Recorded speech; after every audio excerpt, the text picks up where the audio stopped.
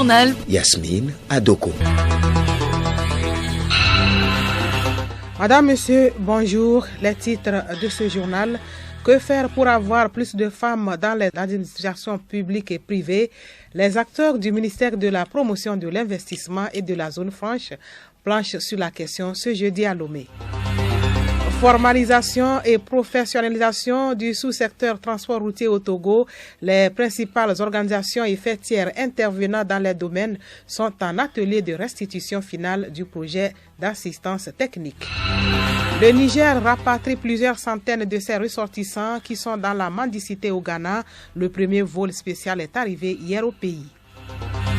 Et puis sport natation, la Fédération togolaise de natation et de sauvetage Fotenas sera en assemblée générale ordinaire et élective ce samedi à Lomé. Un seul candidat brigue le poste de président.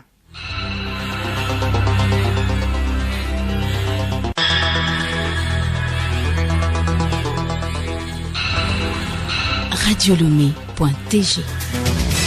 Les femmes constituent plus de 50% de la population togolaise, mais elles sont minoritaires dans les administrations, que ce soit du public ou du privé. C'est pour remédier à ces disparités que la ministre de la Promotion de l'Investissement a initié aujourd'hui à Lomé une sensibilisation et une formation à la prise en compte du genre. Bénédicte Kanda. Ils sont une centaine de directeurs des ressources humaines de la zone franche, du personnel du ministère de la Promotion, assis les uns à côté des autres. Ils ont les yeux rivés dans leur bloc-notes et leur attention vers le formateur qui, habillé en tenue traditionnelle avec cravate, développe la communication sur les fondamentaux du genre.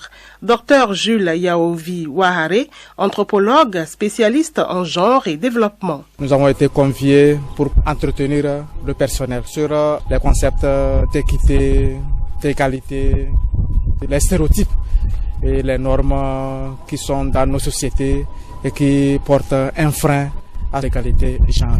Comment est-ce que les femmes puissent concilier leur vie professionnelle avec la vie de famille? Tout le monde doit apporter sa pierre aux côtés du gouvernement pour la réussite de la promotion de l'équité et d'égalité genre dans toutes les sphères du pays. Rose Kaï Mivedor, ministre de la Promotion de l'Investissement. Au regard de l'importance et de la pertinence du sujet genre dans toute organisation, nous avons jugé nécessaire d'associer les directeurs des ressources humaines, ou mieux les chefs de personnel des entreprises installées en zone franche, car la plupart d'entre elles utilisent un fort taux de personnel féminin. Et pour leur stabilité et leur prospérité, l'équité genre doit être au cœur de leurs préoccupations.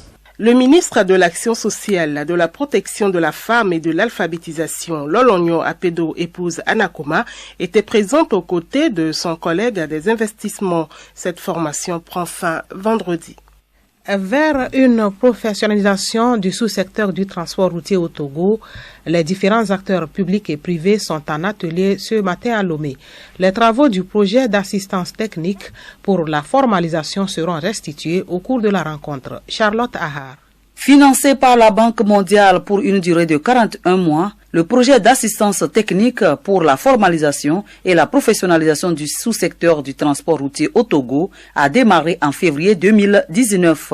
Après 39 mois de travaux, les acteurs se retrouvent pour la restitution des résultats. Derman Tadjoudini, directeur par intérim des transports routiers aériens et ferroviaires. Le président atelier vise à partager avec les acteurs les résultats de l'assistance technique de l'Union internationale de transport routier avec l'ensemble des acteurs parties prenantes. Nous avons appuyé pour revoir le cadre juridique du secteur des transports routiers. Également, la construction et la mise en place d'un centre de formation au métier du transport routier et des guides pratiques ont été élaborés pour les acteurs afin qu'ils soient plus professionnels. Le projet conduit par l'Organisation mondiale du transport routier IRU s'inscrit dans le projet d'appui à la compétitivité des services logistiques pour le commerce. Il a été initié par le gouvernement togolais avec le concours des partenaires techniques et financiers. Patrick Philippe, directeur de l'IRU et directeur technique du projet. Nous avons travaillé avec le gouvernement, les acteurs privés, afin de mettre en place un cadre légal, institutionnel et structurel, afin de permettre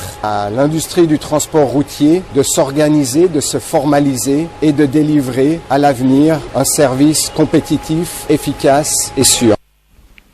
La communauté internationale célèbre ce 9 juin la journée mondiale de l'accréditation.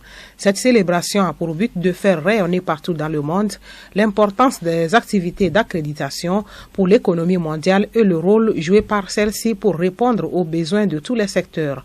Le thème choisi par la coopération internationale d'accréditation des laboratoires et le Forum international d'accréditation pour cette année est accréditation, durabilité dans la croissance économique et l'environnement.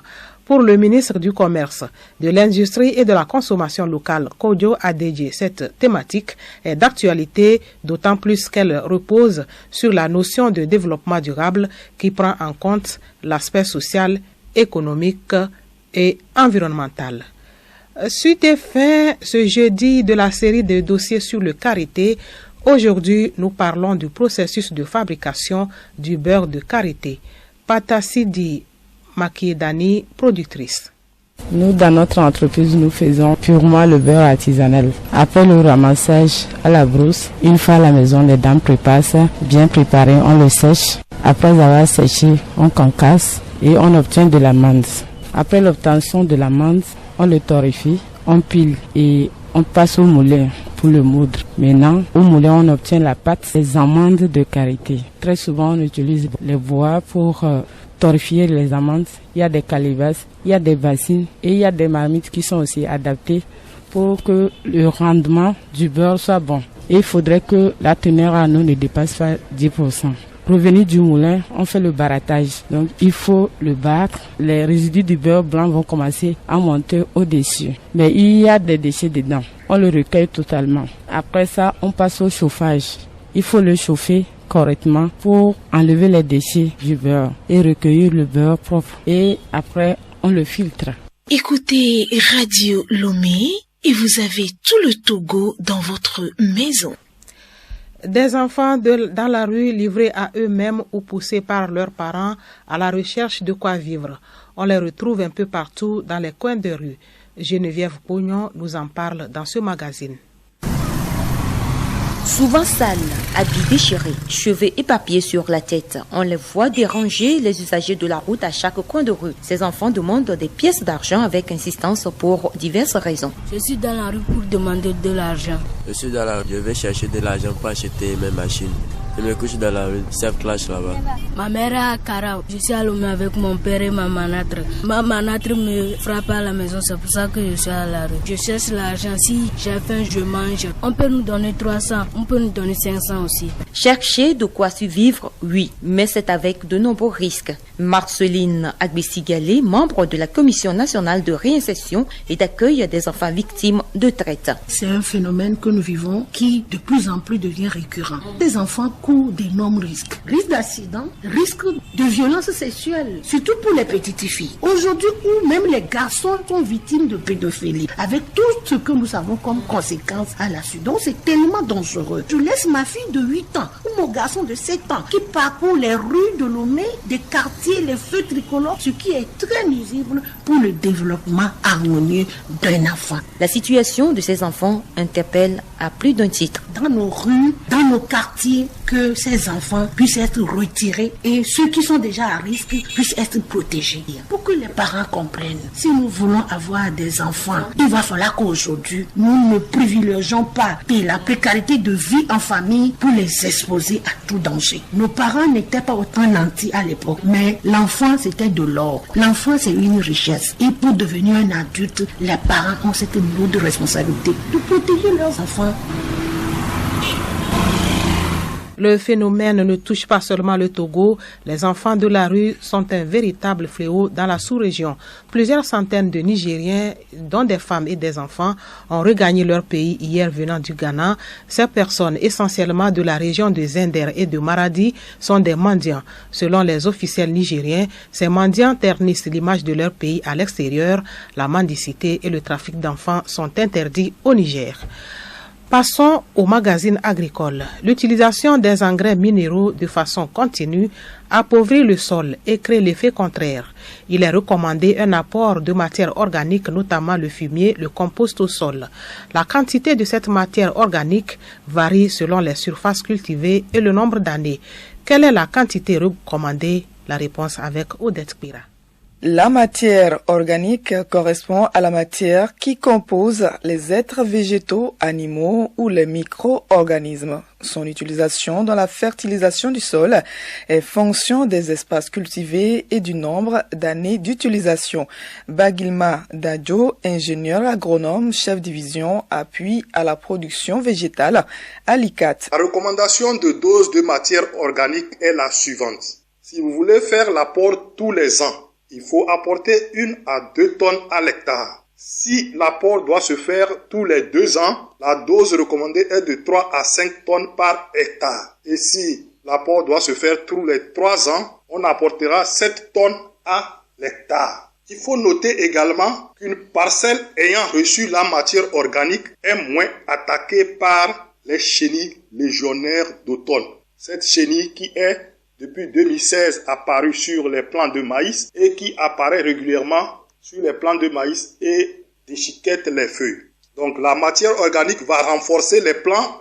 Les plants seront plus vigoureux et aptes à résister contre la chenille légionnaire d'automne. Il existe plusieurs façons de fabriquer les matières organiques, notamment le compost. Rendez-vous jeudi prochain.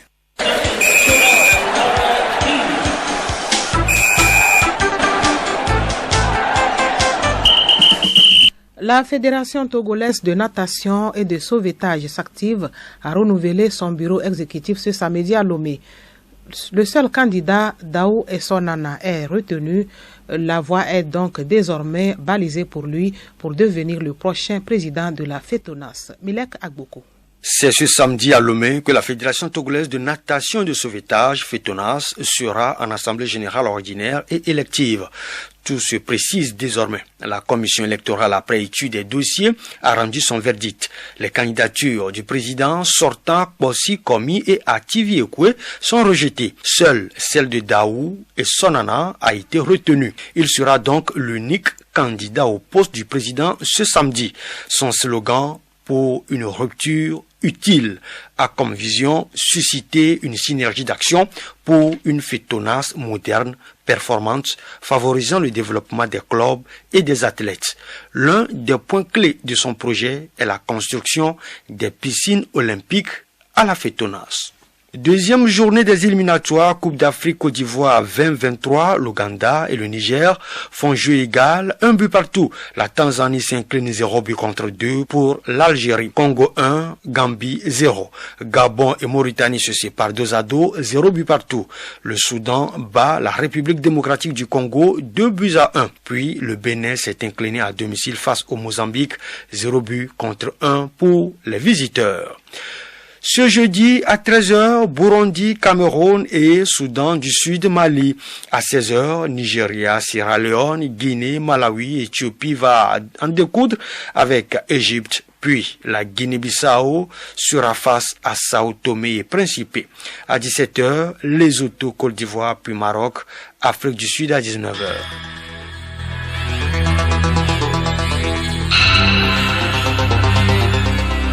C'est la fin de ce journal. Merci de l'avoir suivi.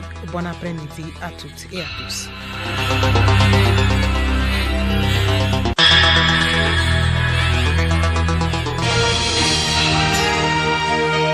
Radio Lomé, boîte postale 434, email radiolomé@radiolomé.tg.